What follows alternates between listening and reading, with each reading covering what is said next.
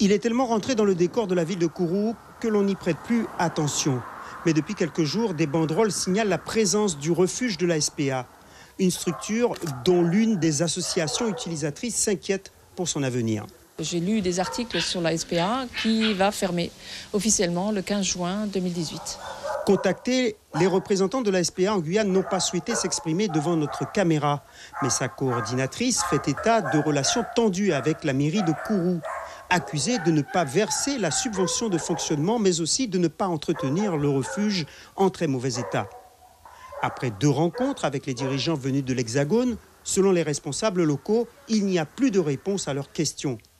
François Ringuet, le maire, reconnaît le retard de versement de 26 000 € de subventions pour 2017, mais il va plus loin sur les divergences avec la Société protectrice des animaux. La seule chose qui intéresse la SPA à Paris, c'est de récupérer 240 000 € sur la campagne de stérilisation. Alors que nous avons proposé du foncier gratuit, plus de 5 hectares gratuits, nous avons un vrai projet avec la SPA. Il y a une seule chose qui intéresse la SPA, c'est 240 000 €. Donc pour moi, je considère que la SPA à Paris ne s'intéresse pas aux animaux, mais uniquement une campagne de stérilisation. Dans ce refuge où travaillent 5 employés, chaque année, ce sont plus de 1500 animaux qui sont accueillis.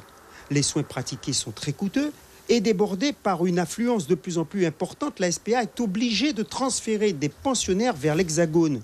Aujourd'hui, elle ne parvient plus à l'équilibre financier, d'où sa volonté d'arrêter les frais. Pour l'heure, des 2 côtés, c'est un dialogue de sourds qui fait craindre le pire aux associations. La SPA fait quand même un gros boulot de ramassage, de soins, de vaccination et de stérilisation, etc., d'envoi en métropole vers les autres SPA.